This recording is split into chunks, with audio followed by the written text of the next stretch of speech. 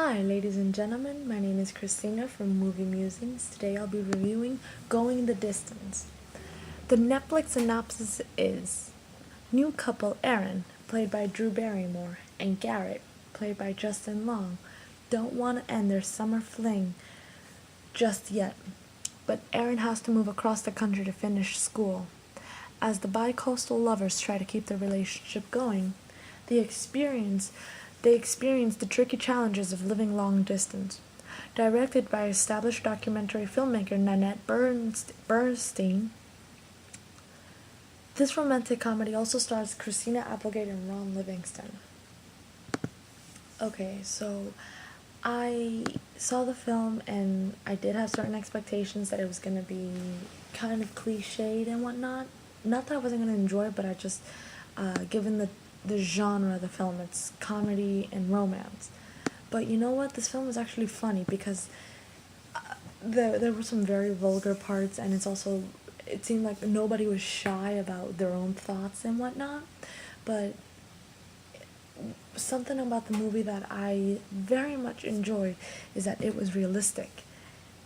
They didn't try to sugarcoat the difficulties that come with dating long distance. You know, it was a summer romance. It was 6 weeks. It was a little over 40 days that they spent together, but it blossomed into something that they didn't expect it to. You know, they made it clear from the beginning.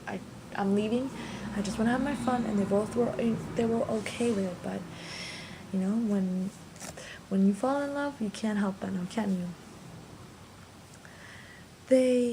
It's endearing to watch this movie because you see them as they're struggling. There's when he wanted to visit her for Christmas, but tickets to California during the Christmas holiday was just too damn expensive.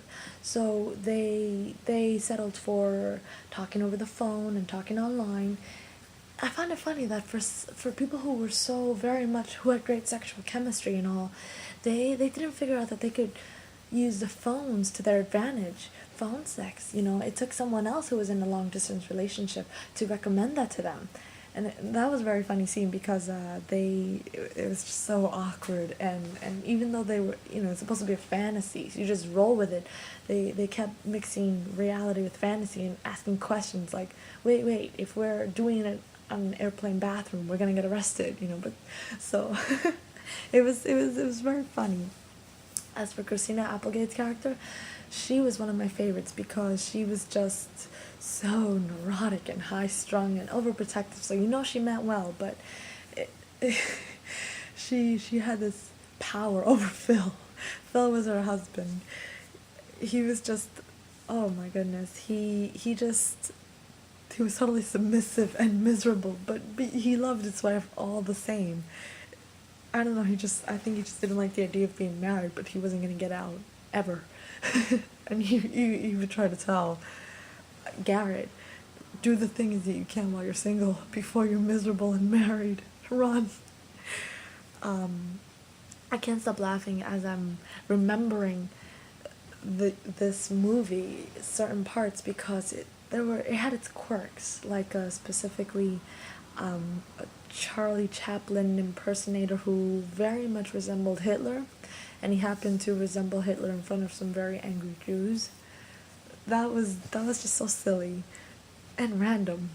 Another thing was Jason Sudeikis, his character. He believed he possessed a time-traveling mustache.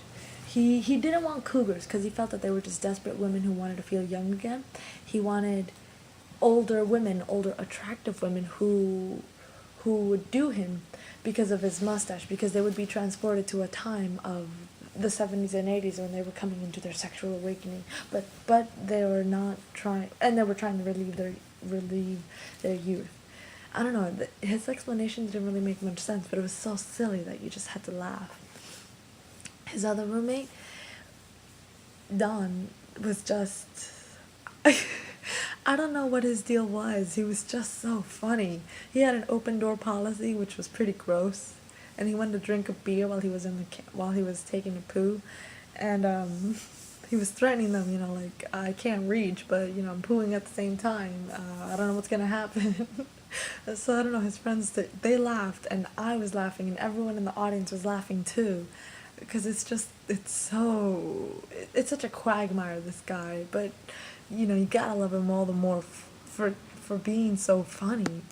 Truly, he was. Overall, I give this movie an A, because, you know what? Because I think it's R-rated. Its R rating led to it being, allowed it to be so vulgar and so funny. Otherwise, I felt like they would have had to tone it down so much that it would have been like half as funny with the vulgarity, the sexuality, the awkwardness, the sexual tension and whatnot. I thoroughly recommend this movie, and but you may disagree, and we would love to hear your thoughts either way.